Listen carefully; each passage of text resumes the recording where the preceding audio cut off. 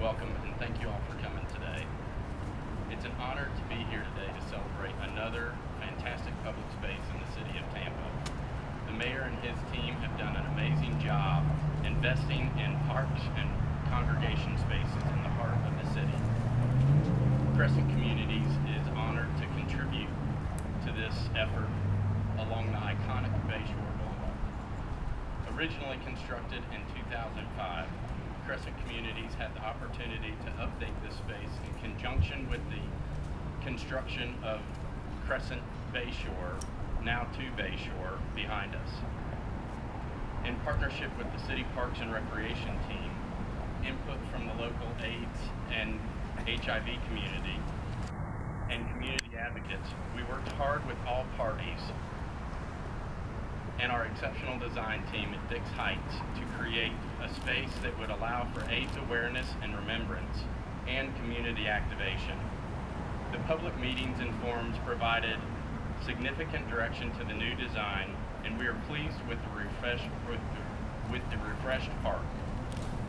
In particular, we would like to thank Lori Potier Brown with the City Parks and Recreation team, Chris Height and Jessica Griggs at Dix Height and Partners, Greg Minder with the In-Town Group, Tom Mansfield and team at Valley Crest, Rhonda Nelson at King Engineering, Jim Walker and other community leaders, and of course, last but not least, Mayor Buckhorn and his team.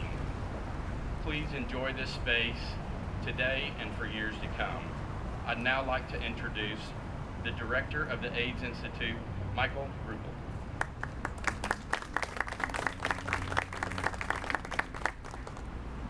Good morning. I'm Michael Ruppel. I'm the executive director of the AIDS Institute.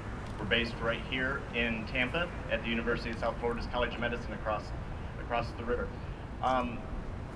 This park means a lot to the HIV community, and a lot of you here in the audience are the founding advocates that worked so hard in the late 90s and the early 2000s to convince the city to dedicate this land in memorial for those that we had lost to HIV and AIDS.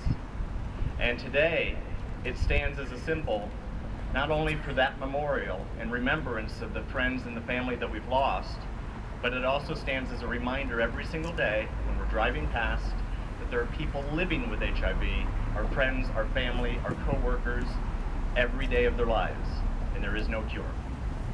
And it also stands as a symbol of hope.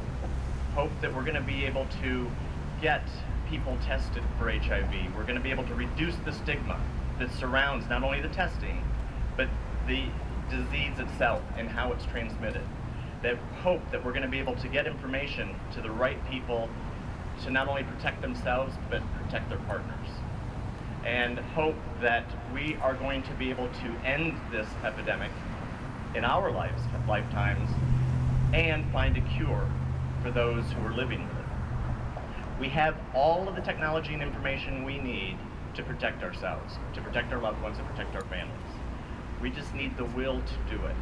And this park is something that this city, and is a symbol for this city, that shows how forward and progressive Tampa is. So with that, I would like to, and I'm proud to introduce Tampa's own, the Honorable Mayor Bob Buckhorn.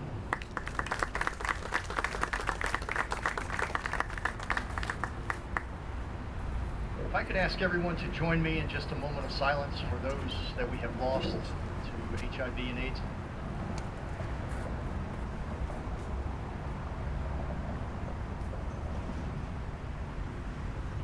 You know, I was on the city council when this was passed initially, Mike.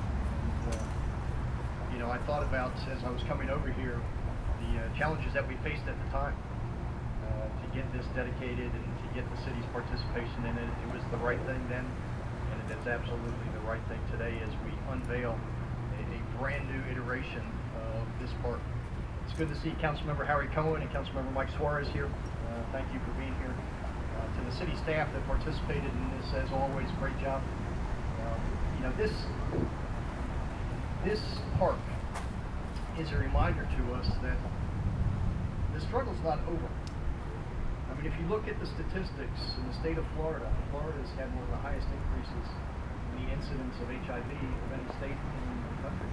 And Hillsborough County and Pinellas County, two counties out of the 64 in the state, have had some of the highest incidence of HIV incidents as of late.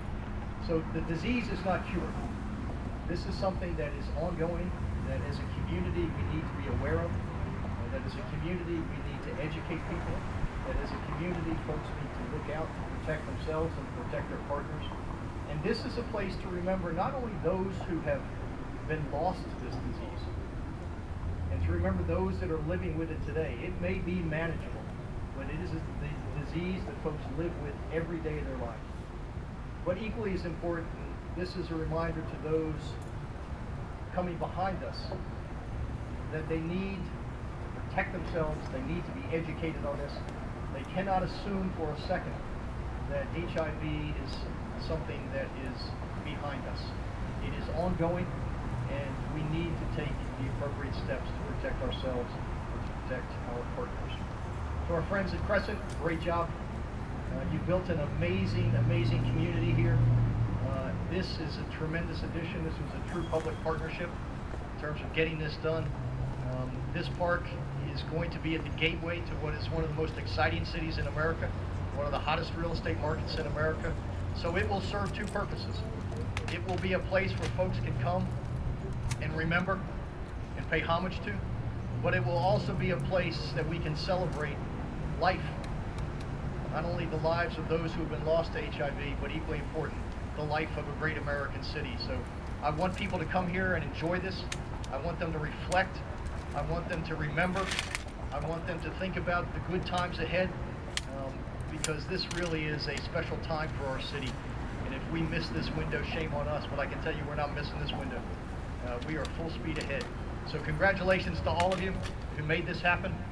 And to those that we have lost along the way, you will never be far from our thoughts. This is your park, and this is the park where we remember you.